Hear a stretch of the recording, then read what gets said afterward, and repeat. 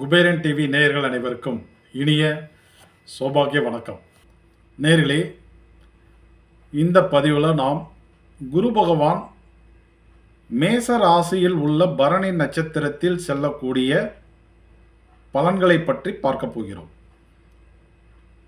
இவ்வளவு காலகட்டங்கள் குரு பகவான் மேச ராசியில் உள்ள அஸ்வினி நட்சத்திரத்தில் ராகு பகவானுடன் இணைந்து சஞ்சாரம் செய்து கொண்டு இருந்தார். குரு ராகு சேர்க்கையால் இந்த இடத்தில் பெரும்பான்மையான அன்பர்களுக்கு பண கஷ்டங்களும் பணம் சார்ந்த பிரச்சனைகளும் அடிதடிகளும் வம்பு வழக்குகளும் ஏற்பட்டு கடுமையான சோதனைகளை சந்தித்து கொண்டு இருந்தார்கள் என சொன்னால் அது மிகையாகாது. அந்த அளவுக்கு ஒரு ஆக்ரோஷமான பல அட்டகாசங்களை எல்லாம் இவர்கள் இருவரும் இணைந்து செய்து கொண்டு இருந்தார்கள்.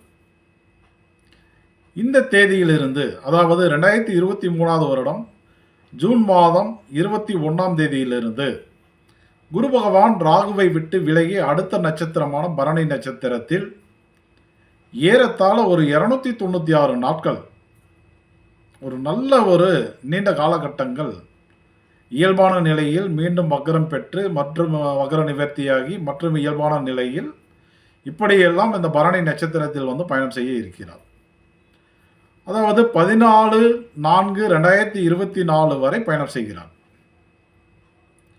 இந்த சஞ்சாரத்தின் போது 12 ராசி அன்பர்களுக்கும் மேஷ, ரிஷபம், மிதுனம், அதே போல கடகம், சிம்மம், கன்னி, தனுசு, கன்னி, துலாம், விருச்சிகம், தனுசு, மகரம், கும்பம், மீனம், இப்படி 12 ராசி அன்பர்களுக்கும் 12 லக்ன அன்பர்களுக்கும்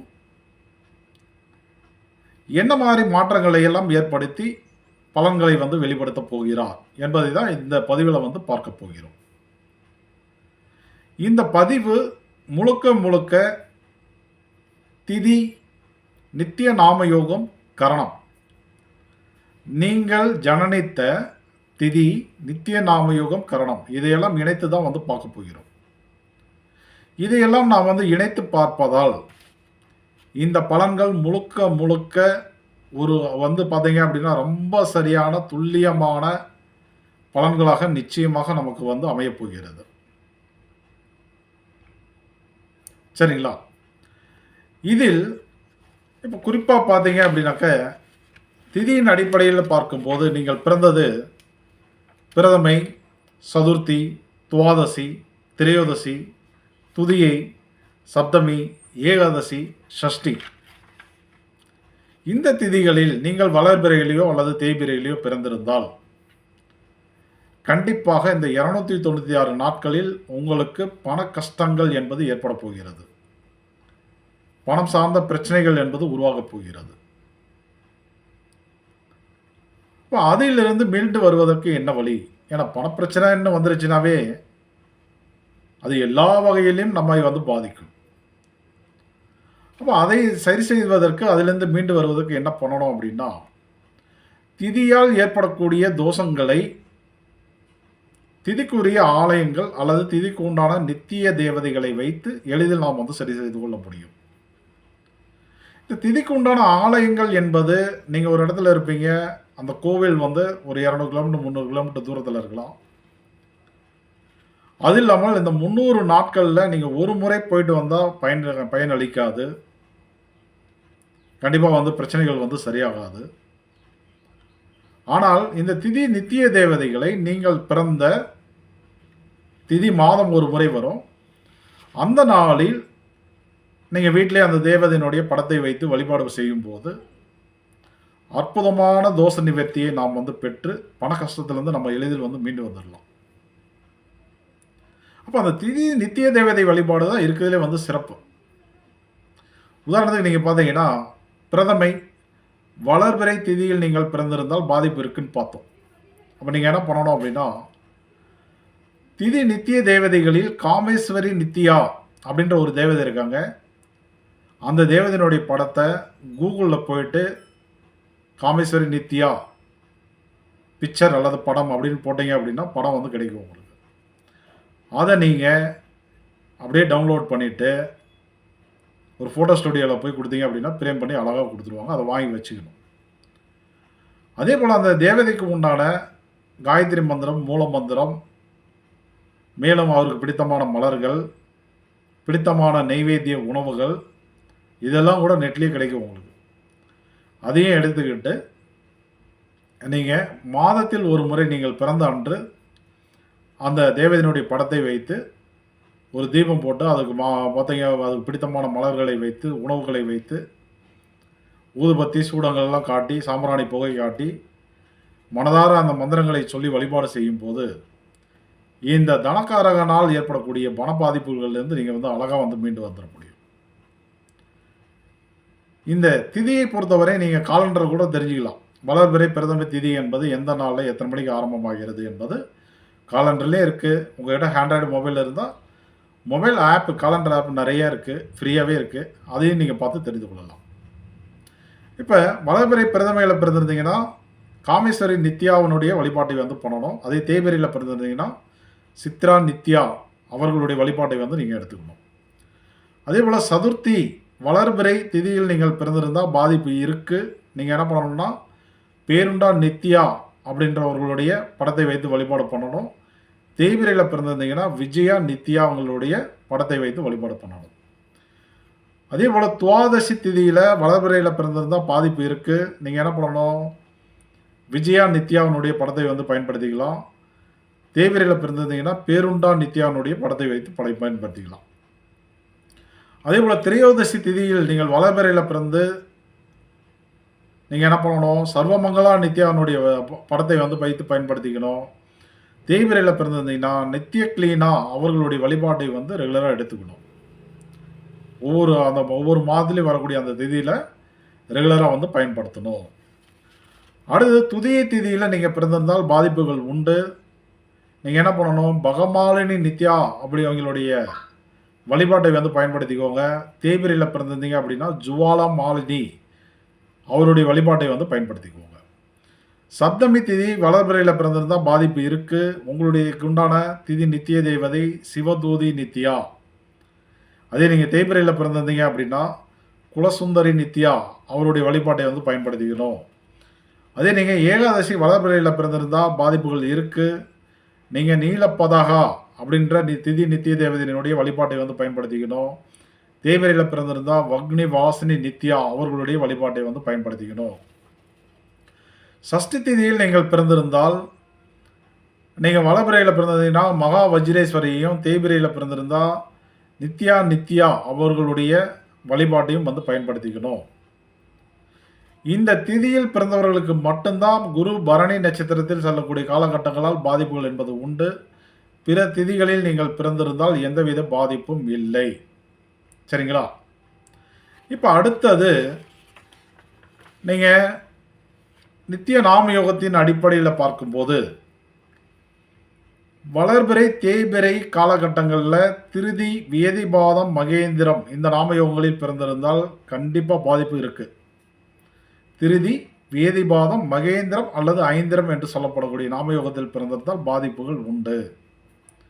அதே போல் வளர்பிறையில் நீங்கள் வந்து சோபனம் ஹர்ஷனம் சுபம் நாமயோகத்தில் பிறந்திருந்தாலும் பாதிப்புகள் வந்து இருக்குது. அதே நேரத்தில் நீங்கள் தேய்பிரை பிரீத்தி விருத்தி சிவம் நாமயோகத்தில் பிறந்திருந்தாலும் கண்டிப்பாக வந்து பாதிப்புகள் வந்து இருக்குது. குறிப்பாக நீங்கள் ரோகிணி நட்சத்திரம், அஸ்த நட்சத்திரம், திருவோண நட்சத்திரத்தினுடைய 2ஆம் பாதம், 3ஆம் பாதம், 4ஆம் பாதத்தில் பிறந்திருந்தால், அதே போல் மிருகசீரிஷம், சித்திரை, அவிட்ட நட்சத்திரங்களுடைய 1ஆம் பாதத்தில் பிறந்திருந்தால் உங்களுக்கு உடல் ரீதியான உபாதைகள் உருவாகி அதன் மூலமாக பெரும் தன விரயங்கள் என்பது காத்துக்கொண்டு இருக்கிறது. அப்போ நீங்களும் வந்து பாதிப்புக்கு ஆளாவீங்க. அப்போ இதிலிருந்து மீண்டு வருவதற்கு என்ன வழி அப்படின்றத இப்போ நம்ம வந்து பார்ப்போம். விருச்சிக ராசி, விருச்சிக லக்னம் இந்த அமைப்பில் நீங்கள் பிறந்திருந்தீங்க அப்படின்னா உங்கள் ராசி லக்னத்திற்கு 6ஆம் இடத்தில் மேசத்தில் வந்து குரு பகவான் தான் அமர்ந்திருக்கார். அங்கே அமர்ந்த குரு அவருடைய 5ஆம் பார்வை, 7ஆம் பார்வை, 9ஆம் பார்வையால் உங்கள் ராசிக்கு 10ஆம் இடம் தொழில் ஸ்தானத்தை வந்து பார்க்குறாரு. அதன் மூலம் பாதிப்பை வந்து நிச்சயமாக கொடுப்பார். 12ஆம் இடம் தூக்கம், உறக்கம், விரயங்கள், அசுப விரயங்கள் நிறைய ஆக்டிவேட் ஆகலாம். 2ஆம் இடம் தனஸ்தானம், குடும்பஸ்தானம், வாக்குஸ்தானம், கல்விஸ்தானம் இதெல்லாம் பாதிக்கப்படுகிறது. அப்போ இதையெல்லாம் நீங்கள் சரி பண்ணணும்னா என்ன பண்ணலாம் அப்படின்னா, நீங்கள் திருத்தணி முருகனை சென்று வழிபாடு செய்வதன் மூலமாக அந்த பாதிப்பை வந்து சரி செய்து கொள்ள முடியும். அதே போல் பட்டீஸ்வரம் துர்க்கை அந்த வழிபாடு, அது இல்லாமல் எல்லா துர்க்கையுமே, துர்க்கை உங்கள் ஊர்லலாம் ஏதாவது சிறப்பாக இருந்தது அப்படின்னா அந்த துர்க்கை வழிபாடு எடுக்கும்போது உங்களுடைய பாதிப்பை வந்து நிச்சயமாக வந்து குறைக்கும். திதியால் பாதிப்பு அப்படிங்கிறது யார் யாருக்கு அப்படின்னு நம்ம பார்த்துட்டோம். ஒரு அவயோகத்தால், ஒரு முடக்கு தோஷத்தால், ஒரு வைநாசிகத்தால், உடல் உபாதையால், நோய் நொடிகளால் பாதிப்பு அப்படின்னா திருத்தணி அல்லது பட்டீஸ்வரம் துர்க்கை அல்லது துர்க்கையினுடைய வழிபாட்டை வந்து நீங்கள் எடுப்பதன் மூலமாக பாதிப்பை வந்து சரி செய்து கொள்ள முடியும். இப்போ திதியில் யார் யாருக்கு பாதிப்பு, என்ன திதி நித்திய வழிபாடு தேவதைவனுடைய வழிபாடு பண்ணணும் அப்படின்னு பார்த்துட்டோம். பிற பாதிப்புனா அந்த தோஷ நிவர்த்திக்கு என்ன கோவில் போகணும் அப்படின்னு பார்த்துட்டோம். இந்த அமைப்புலலாம் நீங்கள் பிறக்கலை, பிற அமைப்பில் பிறந்திருக்கீங்க, வேறு திதியில் பிறந்திருக்கீங்க, வேறு யோகத்தில் பிறந்திருக்கீங்க, வேறு கரணத்தில் பிறந்திருக்கீங்கன்னா உங்களுக்கு இந்த குரு பகவான் பரணிகள் செல்லக்கூடிய 300 நாட்கள் நல்ல யோகமான காலகட்டமாக அமையும். நல்ல தன வரவுகள் என்பது உருவாகும். குறிப்பாக பவகரணம், ஒரு பாலவ கரணம், மேலும் வந்து சதுஸ்பாத கரணம், தைத்துளை கரணம், சூளம்பரியான் வைத்திரிதி நாமயோகம், சௌபாகியம் வியாகாதம் சாத்திய நாமயோகம், வளர்பிறையில் வரக்கூடிய சோபனம் ஹர்சனம் சுபம் நாமயோகம், விஸ்கம்பம் கண்டம் பரிகம் நாமயோகம், தேய்பிரையில் வரக்கூடிய திருதி வேதிபாதம் மகேந்திர நாமயோகம், சுகர்மம் சித்தி பிராமியம் நாமயோகம், இதெல்லாம் பிறந்திருந்தீங்கன்னா இந்த 300 நாட்கள் வந்து நல்ல யோகம் வந்து ஆக்டிவேட் ஆகும். குறிப்பாக உங்களுடைய தொழில் மேம்படும், நல்ல சேமிப்புகள் வந்து கிடைக்கும், தன வரவுகள் நல்லாயிருக்கும், குடும்ப தேவைகள் எல்லாம் எளிதில் பூர்த்தி அடையும், நல்ல உணவு உறக்கம் இதெல்லாம் வந்து உண்டு. அசுப விரயம் என்பது இருக்காது, சுப விரயமாக நடக்கும் உங்களுக்கு.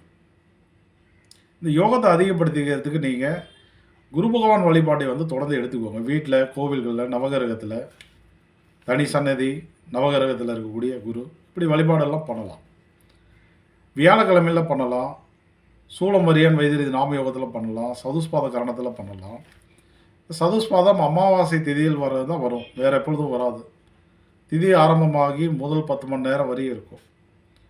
சதுஸ்பாத கரணத்தில் குரு பகவானை வழிபாடு செய்து நாய்களுக்கு உணவு அளிப்பது ரொம்ப நல்லது. பூனைகளை வந்து பராமரிச்சுக்கோங்க, உணவு கொடுங்க.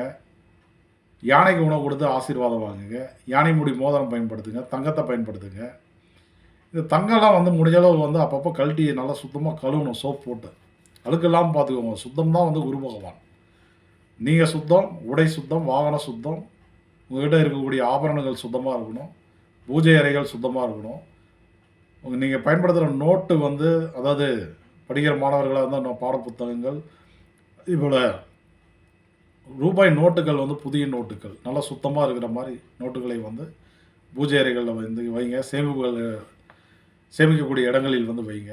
இதெல்லாம் உங்களுடைய யோகத்தை வந்து அதிகப்படுத்தும். அதே போல் மஞ்சள் நிற வஸ்திரங்கள், மஞ்சள் நிறத்தில் இருக்கக்கூடிய மலர்கள், மஞ்சள் நிறத்தில் இருக்கக்கூடிய உணவுகள், இப்போ வந்து மாம்பழம், மஞ்சள் பூசணி, அதே போல் முலாம்பழம், உருளைக்கிழங்கு, நெய்யில் செய்த பதார்த்தங்கள், லட்டு, பூந்தி, ஜிலேபி, வாழைக்காய் பஜ்ஜி, ஸோ இந்த மாதிரி மஞ்சள் நிறத்தில் இருக்கக்கூடிய உணவுகள், பாதாம், பிஸ்திரி, முந்திரி, இந்த மாதிரி உணவுகள், இதையெல்லாம் நீங்களும் அதிகமாக பயன்படுத்திக்கலாம். நீங்கள் நைவேத்தியம் பண்ணி பக்தர்களுக்கும் வந்து வழங்கலாம். அதெல்லாம் உங்களுடைய யோகத்தை வந்து அதிகப்படுத்தும்.